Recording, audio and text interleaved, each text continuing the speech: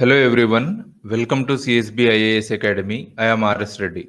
కరోనాపై స్వతంత్ర దర్యాప్తుకి ప్రపంచ ఆరోగ్య సంస్థ నిర్ణయం తీసుకుంది. ఈ వార్త ఇవాల్టి అన్ని మేజర్ న్యూస్ పేపర్స్లో వచ్చింది. ఈ అంశం గురించి ఇప్పుడు మనం డిస్కస్ చేద్దాం.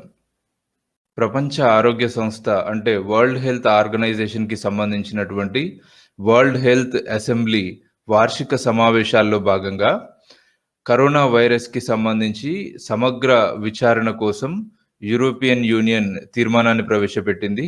సో ఈ తీర్మానంలో కోరింది ఏంటి అంటే కరోనా వైరస్ మూలాలకి సంబంధించి శాస్త్రీయ దర్యాప్తు జరపాలి. అంటే కరోనా వైరస్ ఆరిజిన్ రిలేటెడ్ ఇష్యూస్లో సైంటిఫిక్ ఇన్వెస్టిగేషన్ జరగాలి. దాంతోపాటు కరోనా మహమ్మారికి సంబంధించి అంతర్జాతీయ స్పందనపై నిష్పాక్షిక, స్వతంత్ర మరియు సమగ్ర దర్యాప్తుని కూడా ఈ తీర్మానం కోరింది.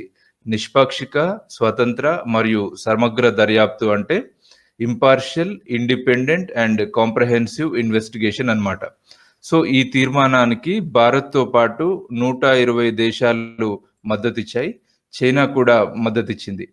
అయితే ముందు నుంచి కరోనా వైరస్ పై చైనాను విమర్శిస్తున్న అమెరికా మాత్రం ఈ తీర్మానానికి మద్దతిచ్చిన దేశాల జాబితాలో అమెరికా లేదు. సో ఇప్పుడు ఒకసారి వరల్డ్ హెల్త్ అసెంబ్లీ అంటే ఏంటి, దాని ఫంక్షన్స్ ఏంటి, ఇట్లాంటి డీటెయిల్స్ ఒకసారి చూద్దాము. వరల్డ్ హెల్త్ అసెంబ్లీ ఇది ఒక విధాన నిర్ణాయక సభ.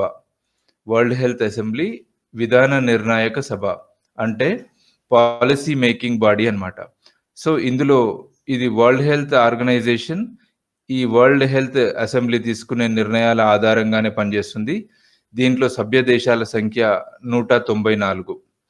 ప్రపంచ ఆరోగ్య విధానాలకి సంబంధించి, ప్రపంచ ఆరోగ్య విధానాల రూపకల్పనకు సంబంధించి అంటే హెల్త్ పాలసీ మేకింగ్కి సంబంధించి ఇదే ఒక అత్యున్నతమైన సంస్థ అన్నమాట ప్రపంచ స్థాయిలో. ఇందులో సభ్య దేశాలకి సంబంధించినటువంటి ఆరోగ్య శాఖ మంత్రులు సభ్యులుగా ఉంటారు.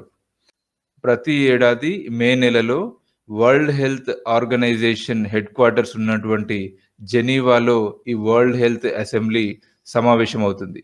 సో ఈ వరల్డ్ హెల్త్ అసెంబ్లీ యొక్క ఫంక్షన్స్ ఒకసారి అబ్జర్వ్ చేస్తే ప్రపంచ ఆరోగ్య సంస్థ ఉంది కదా, వరల్డ్ హెల్త్ ఆర్గనైజేషన్, ఆ సంస్థ యొక్క విధానాలని నిర్ధారించడం అంటే డిటర్మైనింగ్ ద పాలసీస్.